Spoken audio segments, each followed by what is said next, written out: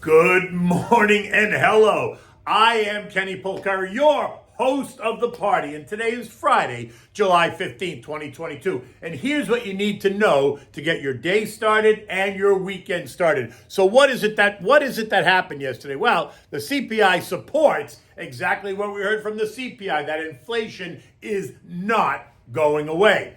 JP Morgan and Morgan Stanley reported, right? They missed because they need to allocate more money to loan loss reserves. Was that really a surprise, considering where we are in this economic discussion?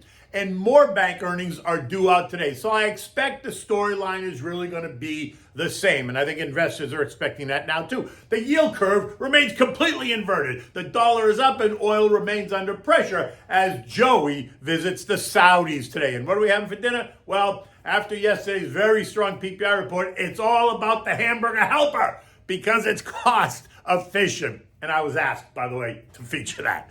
Okay, look, both JP Morgan and Morgan Stanley missed on both the top and the bottom lines, and that set the negative tone ahead of the release of the June PPI report. You see, the earnings were released at about 7 o'clock, and the PPI came out at about 8:30. So the mood was already negative, and the PPI only exacerbated that negative tone, especially when the headline hit the tape. But first, let's go to the earnings.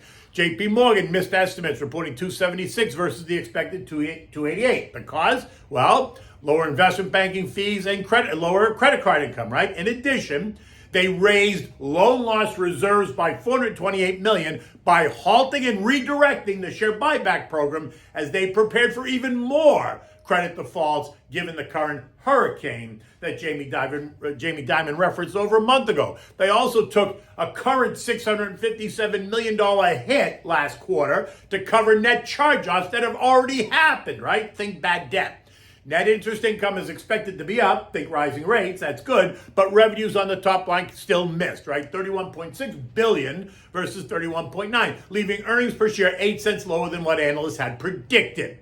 Now, in a typical Jamie Dimon style, he took to the call and he offered us both positive and negative commentary, refusing to turn a blind eye to the reality of where we are. That's a direct reference to the members of the Fed that refused to see or chose to ignore the writing on the wall. Jamie Dimon offered this up. The U.S. economy continues to grow, and both the job market and consumer spending and their ability to spend remain healthy. But, and it's a big one, geopolitical tension, high inflation, waning consumer confidence, and the uncertainty about how high rates have to go, and the never-before-seen quantitative tightening and their effects on global liquidity, combined with the war in Ukraine and its harmful effect on global energy and food prices, are very likely to have negative consequences on the global economy sometime down the road. End quote. Now, none of this should be a surprise. Remember, on June 2nd, he did warn us of the coming economic hurricane. And he basically pre-announced that he was guiding his bank to prepare for just that event. So investors and traders and algos wasted no time then, taking the stock down 16% over the month, which is why yesterday's additional loss of 3.5% is a bit curious. Or maybe not, right? We didn't learn anything new. In my opinion, he did exactly what he said he was going to do 1 month ago. So I credit the algos with creating all the panic in yesterday's actions because, you see, the algos can't hear the words, nor can they hear the tone in which they are spoken. They just can read and scrape the written word. So all they recognized in the headlines was negativity. And when they scraped the headlines, they found words like earnings miss, economic turmoil, serious set of issues, and uncertain economy. They shoot first and they ask questions later, right? So they hit the sell button and then they decide to say, okay, wait, what's this really mean? The early morning action initially sent the stock down another 5.2% as the algos went into overdrive. The buyers, on the other hand, seeing this reaction, do what they should do, right? They step aside, they pull back, and they bid lower until they can assess the reaction. And that causes the sellers to panic even more because the buyers aren't standing right there. By the end of the day, though, the stock only lost 3.5% to end the day at $108 a share. Morgan Stanley, meanwhile, reported $1.44 versus the expected $1.57, all while their CEO Also, Jamie Gordon, told us that his earnings report was complicated. And that's all the algos needed. Complicated? What exactly does that mean? So the algos couldn't figure it out, so what do? They initiate a wave of sell orders, taking the stock down 3.6% in early trading. Investors are expecting the commentary from the rest of the group to be the same. And yesterday, they took the groups all lower, right? Citibank down 3%, Bank of America down 2.3%, Goldman down 3%, State Street down 1.8%, Bank of New York down 2%. The XLF lost 2%. So maybe when these others report, the reaction may not be so negative. It actually may be to buy versus sell, considering they sold them all yesterday.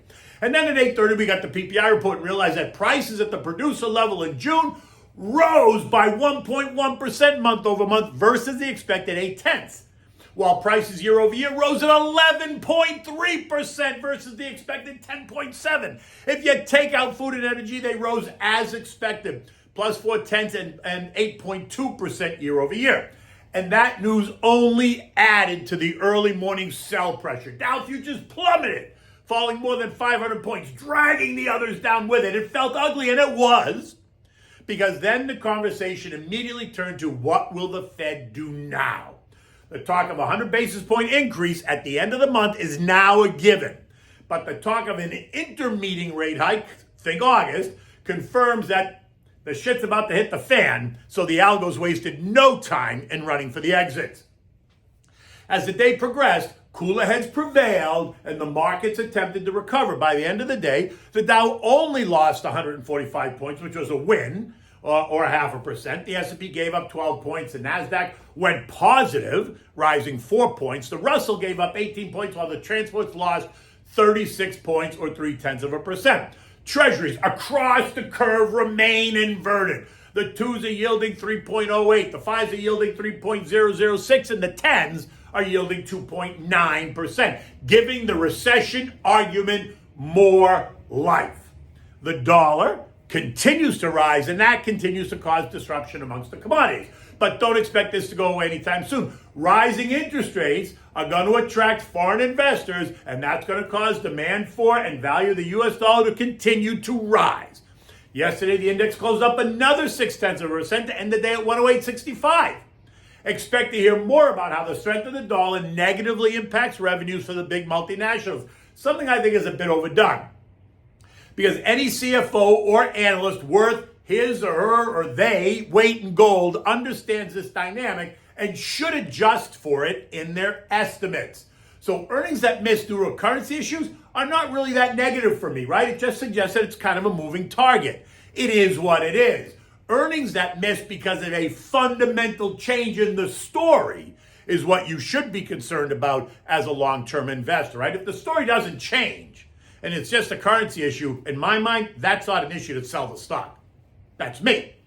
Oil fell by $5 at one point yesterday, going from $96.80 at 2 o'clock in the morning to $90.36 by 10 o'clock in the morning, before finding support near its 200-day moving average trend line, which is 88.57, and rallying all the way back to end the day at 96.47. Now, nothing has really changed other than the rising dollar and the realization that global monetary policy is going to have to get aggressive to battle rising inflationary pressures around the world. And that argument is expected to cause the destroy demand argument. I'm not sure I agree with that completely in the oil market. Yes, rising rates are meant to destroy demand, and they will in other parts of the industry, but the planet needs energy to spin, so rising rates will destroy demand in other sectors of the economy first. By the way, Joey's visiting the Saudis this morning. He's there now trying to repair or reset the U.S.-Saudi relationship as he begs them for more oil. Staples versus discretionary in an anxious economy. And here's the argument, right? It's the same for how consumers allocate money for necessities versus desires, which is why consumer staples are considered necessities. The XLP should be a safer haven than consumer discretionaries, which are typically desires, the XLY.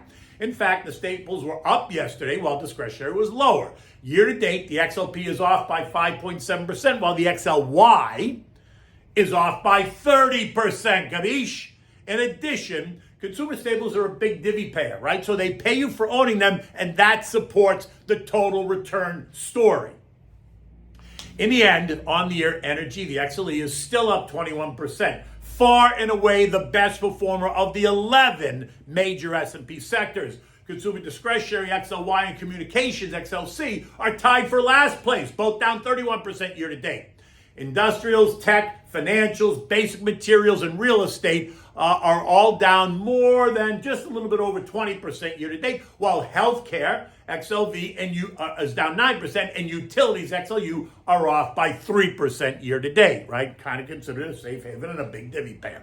Cybersecurity, semis, and artificial intelligence sectors continue to come under extreme pressure, down 24, 33, and 44% respectively. The contra trades, the DOG, PSQ, and SH are all up on the year, as you would imagine. Coal and natural gas stocks are also on a tear, up 100% and 50% as energy storage turns to these fossil fuels to power the world as oil production cannot keep up with demand and the Russian sanctions disrupt supply. This morning, U.S. futures are not down. They're up. They were not up significantly, but they are up triple digits now. The Dow up 125 points, the S&P's up 15, the Nasdaq's up 50 points, the Russell's up 5. Investors wrestling with the fact that the Fed will most likely have to get even more aggressive to stop the bleed. Earnings on the docket today include more banks: PNC, U.S. Bank, Bank of New York, BlackRock, which is an asset manager, Wells Fargo, Citibank, and State Street, along with United Healthcare and Progressive. Economic data includes advanced retail sales, expected to be up 0.9%. Ex-autos and gas are just up 0.1%. Industrial production up 0.1%. And capacity utilization expected to be 80.8%. And this is important. Why? Because capacity utilization speaks to the manufacturing and production capabilities that are being utilized by the country.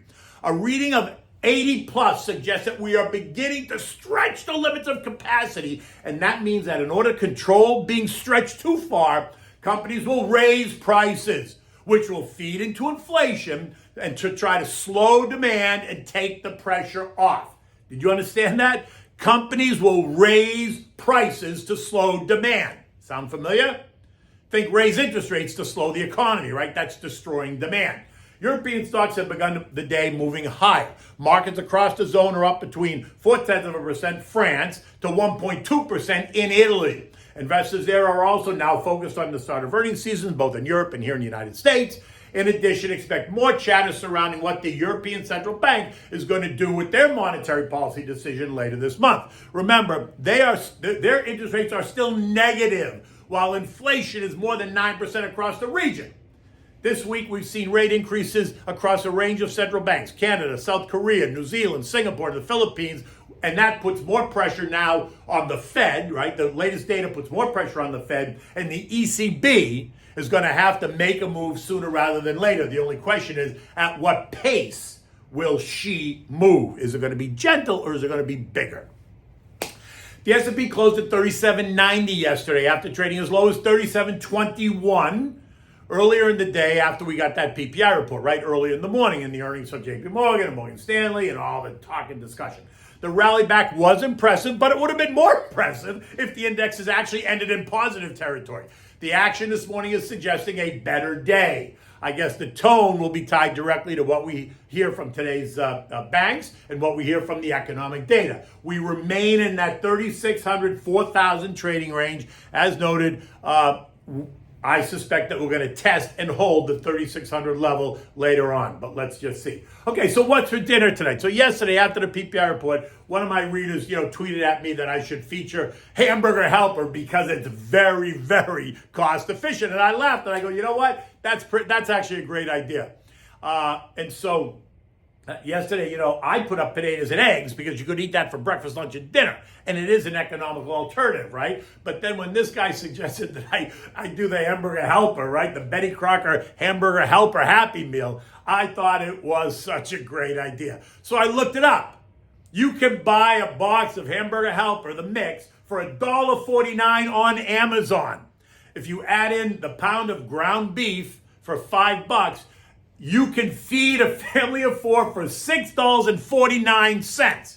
Try doing that at McDonald's. Never happening. Now, I'm going to ask, who hasn't ever had it? I mean, come on, tell the truth. There's no shame here. It's an American classic when you buy your first house and you're trying really hard to make ends meet. All you can afford is Hamburger Helper. And with the cost of housing, food, and energy today, this just might be your only choice. Listen, the double cheeseburger macaroni entree is a fan favorite. The package tells us that it's made with 100% real cheese and no artificial flavors or colors from any artificial sources, right? It goes on to describe it as quick and easy. You can make it in 3 easy steps. You simply brown the beef, then you stir in all the ingredients and you add in the pasta sauce, and then you just let it simmer. It takes you 20 minutes max, right? So try it. Have a great weekend. Go ahead. I know you really want to try it now, right? Tweet me with the pictures after you make it this weekend. It'll be hysterical. I'll tweet you mine. At any event, look, it is Friday. The weekend is here. It's going to be a gorgeous day and a beautiful weekend here in South Florida. A little bit hot, but that's okay because it is the summertime. In any event, take good care. Have a great weekend. Until Monday, I'll see you then.